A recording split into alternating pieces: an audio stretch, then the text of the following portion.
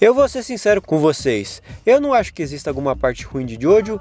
É muito fácil você que começou a acompanhar o anime recentemente chegar e apontar o dedo pro Araki e falar que Jojo é um mangá sem história, que Jojo é só estética, que Jojo é um anime que só vale a pena assistir pela estética dos homens fortes em poses sugestivas. E se você acha isso, você não podia estar mais errado, meu caro amigo fabricado. Eu já provei aqui e no Young Newton como que Jojo é uma série cheia de temas e personagens complexos e profundos. Tem vários vídeos aqui no canal que você pode conferir sobre o tema, e para falar a verdade, eu mal arranhei a superfície de todo o potencial semântico e narrativo que Jojo tem. Eu, por exemplo, até hoje nunca fiz um vídeo completo sobre a parte 6, além do vídeo do Put, que é uma parte muito rica e belíssima. Além de que eu também falei muito pouco sobre Jojolion, que é com certeza a parte de Jojo com mais temas e principalmente desenvolvimento de personagem.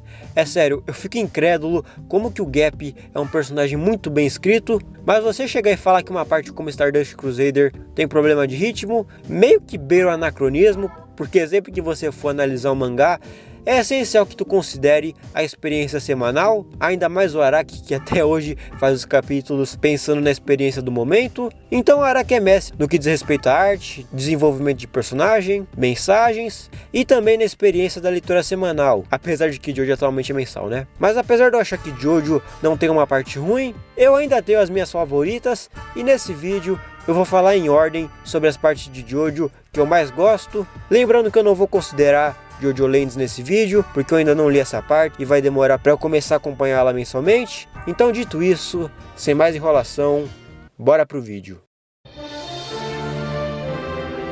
Em oitavo lugar, Phantom Blood, Sangue Fantasma. Eu confesso que eu tô um pouco decepcionado comigo mesmo, porque até essa parte, em último lugar, é um tanto quanto previsível. Mas pra falar a verdade, eu não tenho muito a comentar sobre essa parte. Eu gosto dela, eu acho ela muito divertida. Eu não tenho nenhum problema em reassistir ela, apesar dessa ser uma parte que eu não tenho muita vontade de ficar reassistindo ela toda hora. Apesar disso, eu gosto dessa parte e acho ela até um pouquinho subestimada, porque geralmente quando a Otakada fala sobre essa parte, é sempre um tom muito pejorativo, como se ela não tivesse nenhum valor. Mas pra falar a verdade, eu acho essa parte muito boa porque ela se propõe, que no caso é ser um mangá de lutas inspirado em Hokuto no Ken com Castlevania, extremamente divertido. E ele entrega perfeitamente tudo isso. E algo que eu gosto bastante nessa parte é que todos os personagens são extremamente caricatos e cumprem perfeitamente a caricatura que eles foram designadas. O Jonathan é o herói, cavalheiro, gentleman, meio redundante, que é simplesmente um bom moço, e ele é isso até o limite do personagem. O Speedwagon é o alívio cômico, mas o alívio cômico até no limite. Ele sempre chega para descrever o que está acontecendo, e ele cumpre esse papel tão bem que às vezes ele até fica irritante. O William Zepp ali é o mestre, ele cumpre perfeitamente todos os checklists do que um mestre tem que ser. A Irina é a garota de bom coração, extremamente pura. E o exemplo mais claro que a gente tem é o próprio Gil Brando, que o cabra é simplesmente mal encarnado e ponto. Não tem muitas qualidades redentoras nesse cabra, porque é justamente isso que define o Gil. Ele é mal e ponto. Então, como essa parte tem essa vibe meio teatral de que todo personagem é o seu próprio papel de personagem, só que elevado às alturas, eu consigo me divertir muito com essa parte e também consigo ver mais qualidades nela do que a maioria das pessoas. Stardust Crusaders é uma parte que eu acho meio difícil de falar, não porque ela é complexa ou algo assim, mas é porque eu não tenho muito o que dizer sobre essa parte. Pra falar a verdade, por muito tempo eu fiquei muito enjoado dessa parte, porque por um certo período parecia que a comunidade de Jojo só tinha visto essa parte e pronto. Tanto que esse foi um dos motivos pelo qual por um bom tempo eu parei de acompanhar conteúdo de Jojo. Eu simplesmente enjoei de Stardust Crusaders, mas atualmente eu tô voltando a apreciar essa parte, porque ela é extremamente divertida. Ela é uma aventura muito boa de quando o traço do Araki era só um montão de cabra quadrado e musculoso fazendo bizarrice, e a aventura dessa parte é muito divertida. Eu adoro o Kakyoin, eu acho ele um personagem muito divertido e que ele faz uma dupla muito boa com o Jotaro, é um negócio meio policial bom e policial mal. O Avidol também eu gosto bastante dele, apesar de que eu acho que ele podia ter sido muito melhor usado. Ele fica sumido a maior parte da história e depois que ele volta ele não faz muita coisa, só pra depois ele morrer. O Polnareff é simplesmente incrível, eu acho que não existe nenhum hater do Polnareff nesse mundo, o cabra é muito puro. O Joseph tá melhor do que nunca aqui, eu inclusive prefiro o Joseph velho do que o Joseph jovem. E o Jotaro, eu confesso que eu não gosto muito dele como protagonista e prefiro ele muito mais como personagem coadjuvante nas outras partes, porque eu acho que aqui essa personalidade dele é muito rabugenta, acaba sendo meio cansativa e o resto do grupo acaba roubando todo o destaque para eles, apesar de que nos momentos de hora a hora ele de fato brilha. Mas eu acho que o real problema dessa parte é porque como essa parte que os stands foram apresentados, o Araki não sabia muito bem o potencial que esse tipo de poder tinha, e por isso mesmo aqui eles não são tão bem utilizados, tanto que tem um montão de stand parecido, e por conta disso a maioria das lutas de stand aqui ficam meio cansativas, e tem no máximo umas 5 que são de fato memoráveis. Fora que eu também não gosto muito desse lance deles já saberem a localização do Jill. Eu acho que podia ser que nem na parte 5, que tem toda uma investigação para descobrir onde que o diabo tá e sobre quem de fato ele é. Eu acho que podia ser um negócio assim, ainda mais que a gente tá falando do Jill aqui. E falando no Jill, ele é com certeza a coisa que eu mais gosto nessa parte. Ele tá ótimo aqui e o final dele é muito poético. Como ele é um vampiro, ele sempre ficou mais forte, sugando a energia dos outros. No caso da família Joestar, ele primeiro rouba a máscara de pedra, depois rouba o corpo do Jonathan, depois o stand do Joseph, depois o sangue do Joseph, até por fim ele provar do próprio veneno quando o Jotaro rouba a única habilidade que era de fato do Jill, a habilidade de parar o tempo do Zawarudo. E eu gosto muito desse final do personagem, porque é um filme tanto quanto irônico. Mas essa é uma parte extremamente importante para Jojo e que eu realmente gosto bastante dela. Vento Áureo ou Golden Wind, se você é um anime only. É complicado eu falar de Vento Áureo, porque ao mesmo tempo que eu acho essa parte meio subestimada, eu acho que essa parte recebe um hate muito desnecessário. Apesar disso, eu sinto que essa parte desanda bastante em alguns momentos, e que apesar de eu achar que os stands da parte 3 são os mais fraquinhos, apesar disso, eu acho que a parte 5 ainda é a parte de Jojo que tem as lutas de stand mais sem graça, por assim dizer. O Giorno, eu achei ele um bom protagonista, apesar de que ele some no próprio mangá e o Butcherati meio que vira o protagonista, eu sinto que o Giorno é muito ofuscado na própria parte. Fora o lance dele ao mesmo tempo ser filho do Jill, ele também é filho do Jonathan, então por isso mesmo, apesar dele ter ações questionáveis que o Jill faria, ele tem um bom coração que faz ele ser um verdadeiro Joestar. Ele consegue enxergar a bondade nas pessoas e ele é o coração do grupo. Mas uma coisa que eu não gosto no Giorno é o stand dele, apesar dele visualmente ser muito bonito, o poder dele é muito inconsistente. No primeiro episódio ele usa um poder de fazer com que as criaturas devolvam o dano para o usuário, que isso é só usado uma vez e nunca mais é citado no mangá inteiro. Depois ele usa um negócio de acelerar a mente do oponente, o que também é só usado umas 2 vezes e depois nunca mais é citado. E o próprio negócio de criar vida a partir de objetos também é muito vago. E por isso mesmo que de todos os stands dos protagonistas, o Golden Experience é o que eu menos gosto. O Butcherati também é um ótimo Joe-Bro. A fama que ele tem de mãe do grupo faz todo sentido. O Mista também é muito carismático, eu adoro ele. O Fuga, apesar dele sair do grupo, eu ainda assim gosto dele. O Narante e a Trish, eu sinto que eles podiam ter sido melhor utilizados. Principalmente a Trish, às vezes o fato dela ser filha do vilão principal, eu sinto que esse fato é um pouco ignorado às vezes. E o Abaki é simplesmente sensacional. O cara é o Drip em pessoa. Pensa num personagem estiloso, esse personagem é Leone Abakio. Todo o arco dele são um cara que se culpa e que sempre tá tentando voltar pro passado, e isso é refletido no stand dele. É simplesmente sensacional, mas como eu já disse, essa parte tem umas lutas muito chatas, o fato do Giorno ficar ofuscado também atrapalha bastante. Mas o Diavolo é um vilão sensacional, eu gosto muito do King Crimson, é um dos meus stands favoritos. E ele acabou sendo o vilão com o final mais poético, porque como o King Crimson corta a causa e deixa só a consequência, agora ele tá sofrendo a causa infinitas vezes, sofrendo mortes infinitas. Ele é um vilão que eu acho muito bom e também muito subestimado. Se você acha que o Diavolo é um vilão ruim, você está simplesmente errado e ponto. E pra mim a maioria dos erros dessa parte são compensados pelo arco final, que eu gosto muito dele. Toda a perseguição ao Silver Chariot Requiem é muito empolgante, mas ao mesmo tempo muito tenso, porque você não sabe o que pode acontecer, porque morreu uma porrada de personagem. Além de que a produção do anime nessa parte ficou muito boa, isso sem contar a intro, que a versão de Traitor's Requiem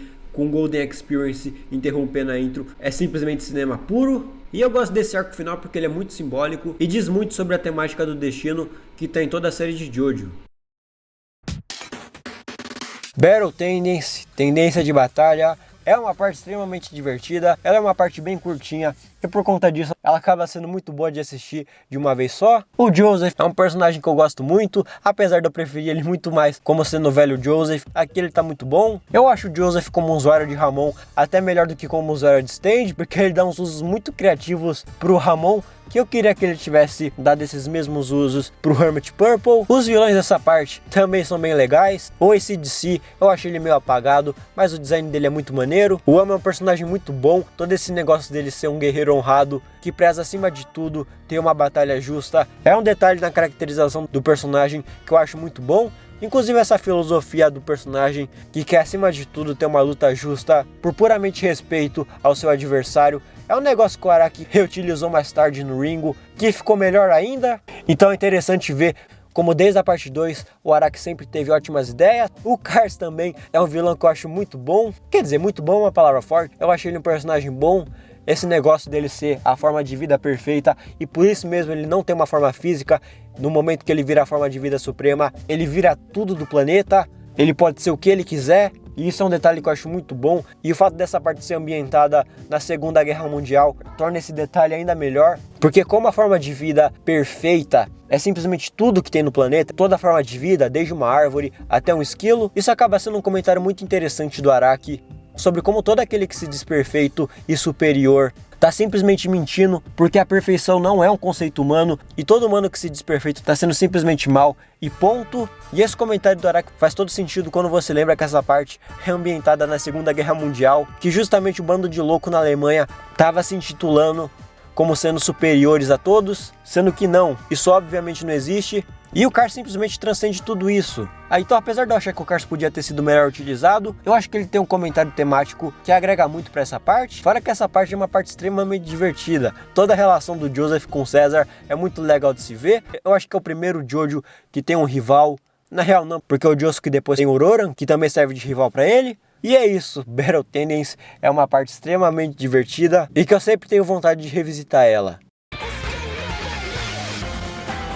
Diamonds Unbreakable é simplesmente arte e ponto. Essa é a parte de Jojo que foi adaptada para anime que eu mais gosto de assistir, porque ela é com certeza a parte que tem a melhor produção do anime. O ritmo dessa parte é muito gostosinho de ficar assistindo, toda essa vibe episódica é muito boa. Eu adoro esse negócio de Battle Shonen com Slice of Life, é aquela vibe meio Gintama, os episódios de Hunter x Hunter na Ilha da Baleia, aquela vibe de episódio filler de Naruto, do comecinho de Jujutsu Kaisen. É muito bom essa vibe de Slice of Life e mangá Battle Shonen. E por conta disso essa parte acaba sendo bem única, ela não tem uma grande ameaça, quer dizer, até tem, o Kira é deveras poderoso, mas o mundo não vai acabar ou algo assim nessa parte. E todo esse clima de cidadezinha no interior, que acontece vários mistérios e o Josuke e seus amigos têm que resolver, é muito bom. Eu gosto como o Araki definitivamente queria fazer uma parte de terror na parte 4, mas ele sempre desistiu no meio do caminho e faz com que os personagens que tiveram introduções aterrorizantes tenham as resoluções mais patetas possíveis. E aqui a gente começa a ver o Araki misturando lendas da vida real com stands. Eu tenho quase certeza que o arco do Highway Star é baseado na lenda da Vovó Turbo, que não, caso você não saiba, ela não é uma personagem de Dandadan, ela já existia antes disso. Mas na real, desde a parte 1, com a participação do Jack o Estripador no mangá, o Araki já demonstrava mesclar lendas da vida real com a história de Jojo, e aqui ele desenvolve melhor essa ideia. E depois ele avacalha na parte 6, onde boa parte dos stands dessa parte são baseados em algum fenômeno, entre aspas, sobrenatural da vida real. Isso é uma das coisas mais legais da estética de Jojo, que eu vejo que muita pouca gente comenta. O elenco dessa parte é muito bom. O próprio Josuke, depois da Jolene, ele é o meu Jojo favorito. E os Geobros aqui são ótimos. O Okuyasu é muito bom, esse negócio dele ser burro e ter um stand ultra mega poderoso é uma piada que nunca perde a graça. O Koichi também era um dos meus Geobros favoritos. Todo mundo quer ser que nem o Koichi. O Rohan, apesar de eu não aguentar mais ver a cara desse cabra, aqui na parte 4 ele tá muito bom. E essa é uma parte que eu não posso começar assistindo anime, porque senão eu não quero parar de ver ela. E eu sempre acabo revisitando ela praticamente todo ano, de tanto que eu gosto dela. É muito difícil começar a falar de JoJolion. A coisa mais fácil que eu tenho pra dizer sobre essa parte é que ela é disparada a parte mais bizarra de Jojo, começando que o protagonista dessa parte é uma fusão do herói e do vilão da parte 4, e isso torna ele deveras único, fora que ele tem 4 bolas, que é um detalhe que eu não podia deixar de citar, e isso ainda é o mais normal. Depois tem pessoa feita de pedra, tem vespa gigante bizarra, tem fruta mágica alquimística, eu nem sei se essa palavra existe, extremamente bizarra. Os stands aqui são concedidos por paredes oculares, tem um monte de bebê estranho, tem rinha de besouro bizarro, tem rua que faz você sair no prejuízo, tem empregada doméstica motoqueira, e enfim, bizarra é pouco para descrever essa parte. Mas apesar dela ser a mais bizarra, ela é com certeza a parte de Jojo que tem mais temas e mais se aprofunda nos personagens, e eu acho que até mais que Stone Ocean. Quem sou eu? O arco do Jojo dessa parte é totalmente baseado nessa pergunta, e essa pergunta também te faz refletir sobre o que te faz você ser você, a visão que as pessoas têm de você ou a sua própria identidade. Essa reflexão cabe muito bem no Gap, porque como ele é a fusão do Josefumi com o Kira, então ele não é nem um nem outro, ele é um novo ser que tem sua identidade validada a partir de suas novas vivências com seus novos amigos.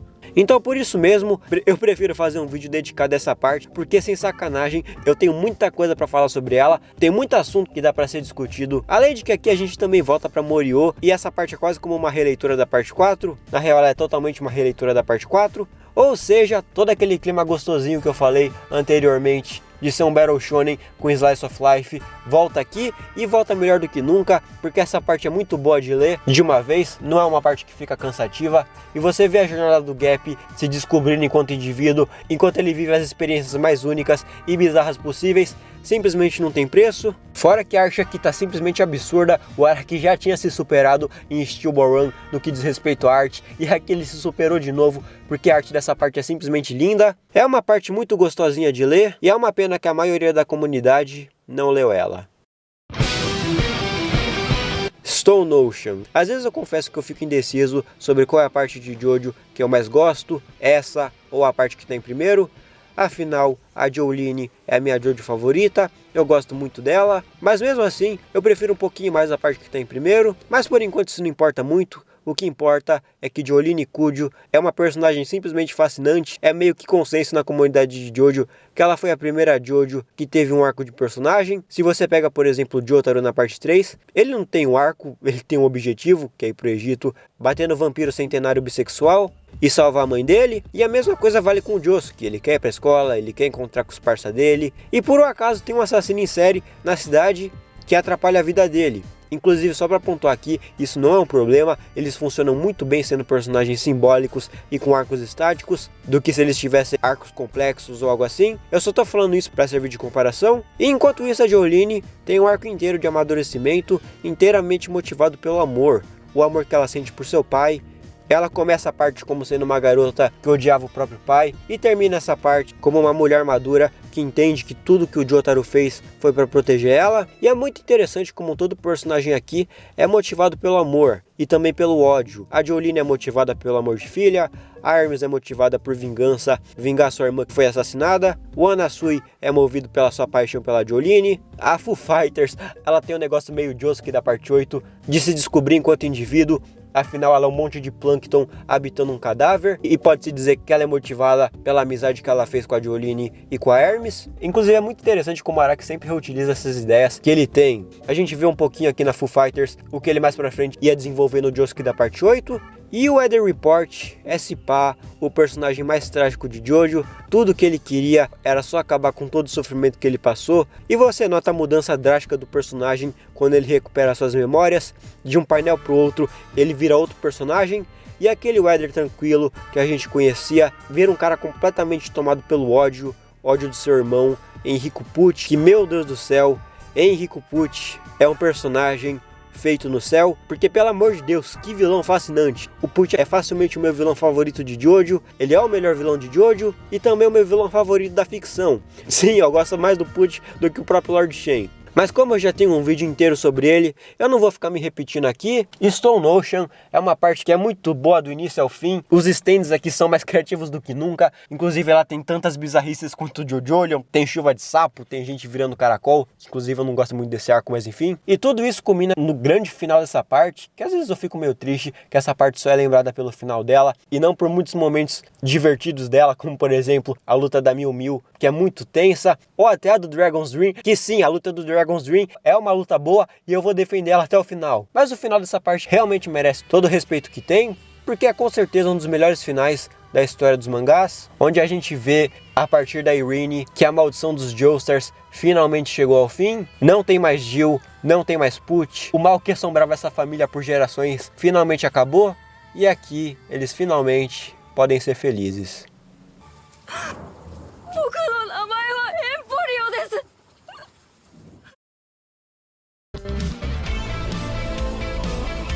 E em primeiro lugar nós temos Steel Ball Run, e novamente eu tô meio decepcionado comigo mesmo, porque além de ser meio óbvio que Phantom Blood já tá em último, também ia ser muito óbvio colocar Steel Ball Run em primeiro lugar, mas não tem como, cara, toda vez que eu penso sobre essa parte, ela fica melhor. Eu já tenho uma porrada de vídeo sobre essa parte, que condensa muito bem minha opinião sobre essa parte, e eu ainda tenho vários vídeos planejado sobre Steel Ball Run que eu quero muito fazer, apesar de que eu vou dar prioridade para as outras partes, porque apesar de eu achar que essa parte é de fato muito boa, é de fato quase perfeita, apesar disso eu sinto que atualmente ela tá ficando um pouquinho superestimada. E não me entenda mal, com superestimada eu não tô falando que ela não merece a fama que tem, e sim que recentemente eu vejo que muita gente usa essa parte para desmerecer as outras, como se Jojo só ficasse bom aqui, o que obviamente é mentira, mas isso não importa. Steel Ball Run ainda assim é uma parte incrível.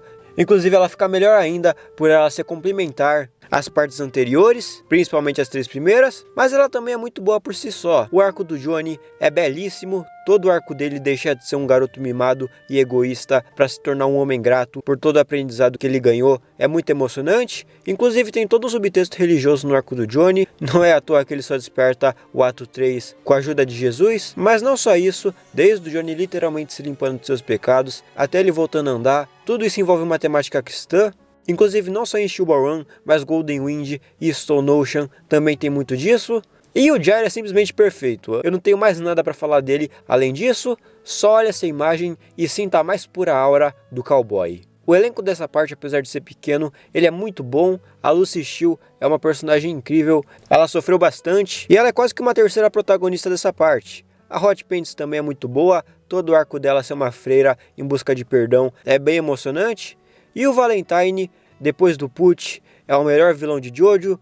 Todo o arco do Love Train é simplesmente aterrorizante, porque você sabe que apesar de que o Johnny obviamente ia ganhar, apesar disso, você sente que tem uma chance real do Valentine ganhar, porque ele também tinha matado uma galera e o mundo todo ia ser destruído no processo, com exceção dos Estados Unidos. E quando o Johnny mata o Valentine, ele sem nem saber vira o salvador de todo mundo. O que é um detalhe bem interessante e sutil, porque apesar dele não saber que ele indiretamente salvou o mundo inteiro, o garoto que começou sendo extremamente egoísta, acabou a parte salvando todo mundo. Isso sem falar do arco do mundo de um homem e o arco do Civil War, que são duas pedradas, principalmente o arco do Civil War. Esse arco é inacreditavelmente bom, eu fico incrédulo com a qualidade do arco do Civil War. Fora a arte dessa parte, que também tem cada painel com composições simplesmente absurdas, que é até difícil de descrever em palavras. E enfim, eu já tenho um vídeo inteiro sobre essa parte, então não vou ficar me repetindo muito aqui. E no mais é isso, Steel Ball Run é muito bom e merece a fama que tem. Então é isso, um vídeo extra para vocês. Vocês me pediram para fazer uma lista das partes de Jojo que eu mais gosto, e cá estou eu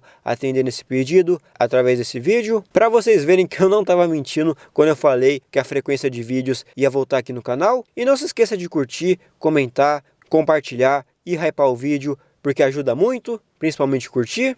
E se você quiser ajudar ainda mais, tem a opção de Seja Membro, que é de grande apoio. Então muito obrigado aos membros do canal, muito obrigado ao Toxic, ao Eric Mingoni e ao Yuli, só que esse aí é membro do Young Newton. Muito obrigado aos membros do canal. E também se inscreve lá no Young Newton, porque eu posto bastante vídeo por lá. E os vídeos lá são extremamente divertidos e eu garanto que você vai gostar. E no mais é isso, nós nos vemos no meu próximo vídeo, eu acho. Até mais!